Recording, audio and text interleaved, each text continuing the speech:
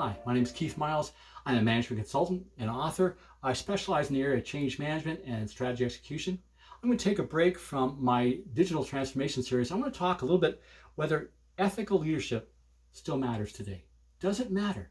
Well, I would like to say that it does. And I think it affects our business, our work, the team members who work with us. I think all those benefit and prosper when we have ethical leadership. And when we don't, it hurts us. Well, I think there's really three things I want to talk about today. One, that ethical leadership is evident, it's effective, and it engages. What do I mean by it's evident? Well, just as the framers of the U.S. Constitution said, we hold these truths to be self-evident. We expect ethical behavior in our environment. We do not like to be lied to, but we all lie little bits. Hopefully it's just to tell someone that we don't have a birthday present for them and we do, or something like that. But we all universally do not like to be lied to in significant matters. That's part of our experience. The next thing is that there's also an external perspective of ethics that's expected. C.S. Lewis brought this out in a book that he wrote. He said he conjured up a hypothetical situation. Imagine getting on a bus, he said, and a person gets on a bus, sits down, and then they see someone across from them struggling with something. So the person gets up, helps that person to fix whatever they're doing or fix a backpack, whatever. And they talk for a second, and the person looks behind them at the seat that they just left, and it's been taken by someone.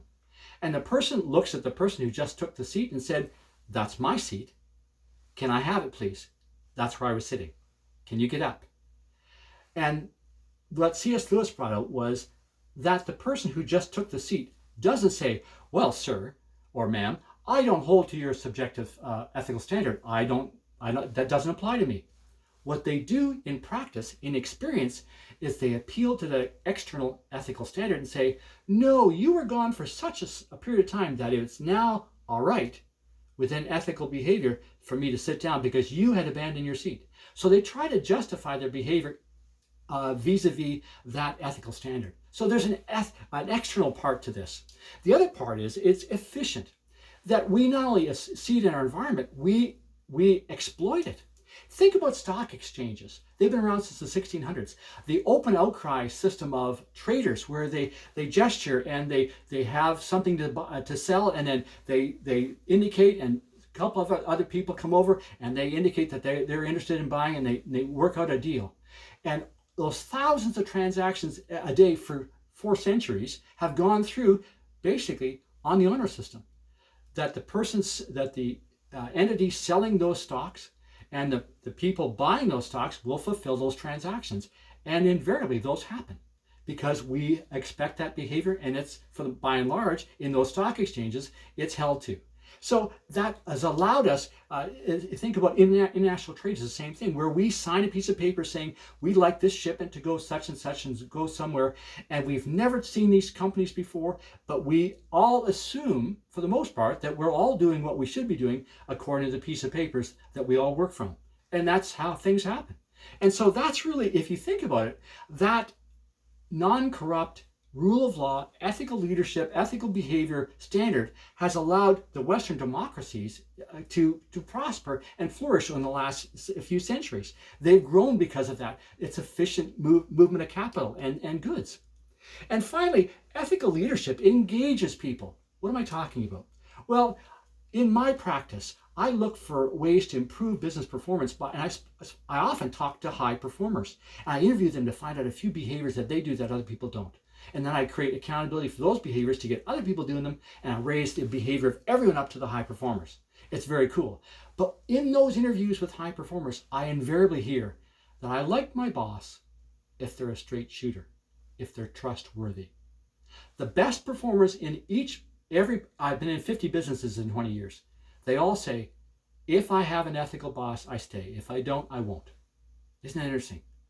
Invariably, that's what they say. The best performers are expecting ethical leadership. And ethical leadership actually frees us to innovate and to experiment and to be the best we can be, and it protects us. I one time was visiting a friend of mine. I made an appointment. He was in charge of half the country for a large corporation, and I made an appointment to see him. I walked in, and his assistant was in tears. His senior team was in shock. And I didn't understand what was going on. And then he and I left for lunch. And we sat down, and on the way to lunch, he said, I just resigned this morning. I went, what? I didn't know anything about it. And he said there was a political decision made, and they were going to put somebody new over that part of the country, half the country. And he said, no, I'm not interested in that. I think I can do this. And he disagreed. And so he quietly said, okay, I'll resign. I'll go find someplace else to work. It's no big deal. And over lunch, he looked and he shook his head and he says, I didn't think my staff would react like they did. And I said to him, you're an ethical leader. You're like an umbrella of protection. An ethical leader is an umbrella of protection over their bubble, their responsibility area. That their people are protected from being sniped at politically by other areas, that they're internally, they're not going to be taken advantage of. They can work hard, go home, go to sleep, thinking that all I have to do is work hard and do a great job, and I'm okay. And that's a great place to work. And I said, you're now going, and they don't know who's coming. And now all that security is gone, and they're not comfortable anymore. And he goes, wow. And finally, this ethical leadership has years of impact, years of impact. Jack Welch, in one speech, I heard him say, leaving a bad manager in place is like destroying 1,000 speeches. I remember another interview with a tool and die leader. He was a owner of a tool and die shop. He had taken over a business 5 years before that was very poorly run. Their quality had diminished dramatically, but they had a unique product, and he took them and he worked with the people. He developed the machinery and the processes, and he increased them all, and he lifted them to the top of their industry. And what happened was, as he did that, he looked at the interview and said, but what I was surprised by was they didn't believe a word I said for the first 5 years. And what happened was that the people, even though he recognized great innovation and celebrated successes, what happened was that that the people they had been mistreated for many years, and they figured at some point he would revert back to the kind of leader that the other ones were, and that he would go back and become and treat them poorly, just like all the other leaders had done. And it was like a moving average. And that's what I tell people when I talk about work culture. It's not just current leadership, it's how they've been treated before that greatly predicts how people behave and respond to new things. So it has a lasting impact. So ethical performance is not just true for today, but it can have a year's experience, either positive or negative. And finally, here's where I've been provoked lately.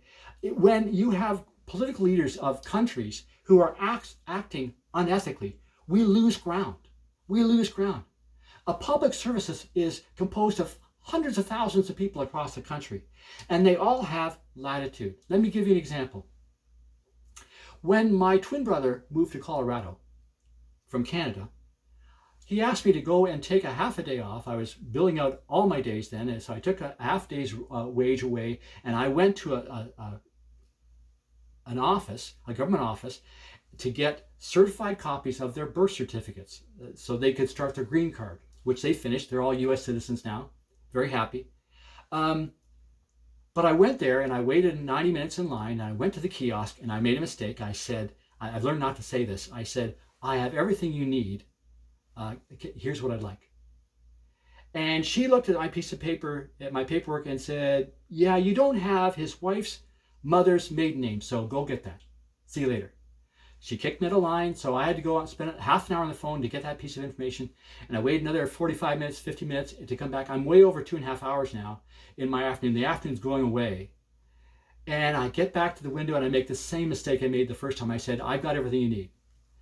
And she looks at me and the paperwork for a bit and she says, well, you have an official letter from your brother. I'm going to give you the birth certificate certified copies for your brother and the two boys. But you don't have the same type of letter from your brother that you have for his wife, so I'm not going to give you hers. And she smiled at me. And I had started to learn slowly. And I quietly moved in to the kiosk.